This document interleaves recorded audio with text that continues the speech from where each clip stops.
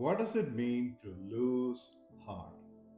Losing heart is when you become so discouraged that you begin to lose the strength, confidence, or desire to keep going.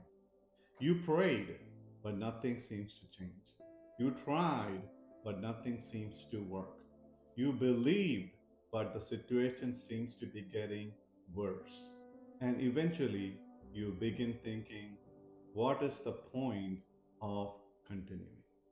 That is what losing heart can feel like. You may still go to work, you may still go to church, you may still smile around people, but inside you are becoming tired. Paul understood this. In 2 Corinthians chapter 4, verse 8 and 9, he said, "We are troubled on every side, yet not distressed. We are perplexed, but not in despair, persecuted, but not forsaken, cast down, but not destroyed."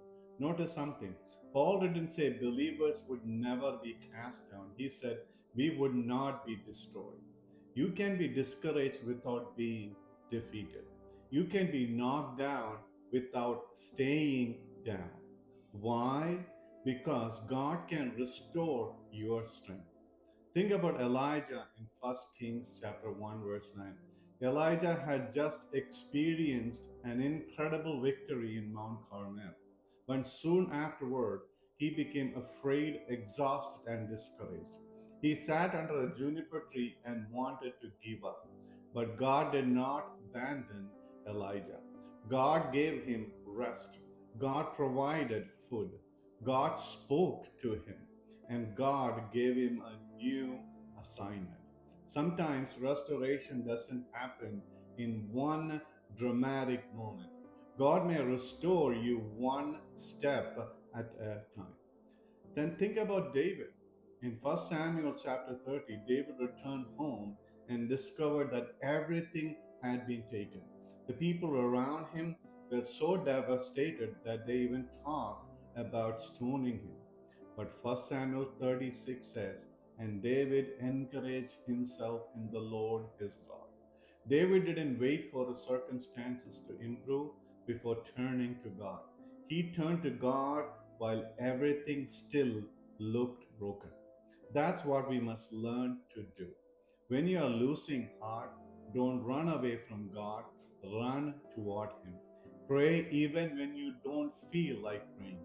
Open God's Word even when your emotions tell you nothing will change. Remember what God has already brought you through and trust His promises more than your feelings. Isaiah 40:31 says, "They that wait upon the Lord shall renew their strength." Maybe you feel tired today. Maybe you have been waiting longer than you expected.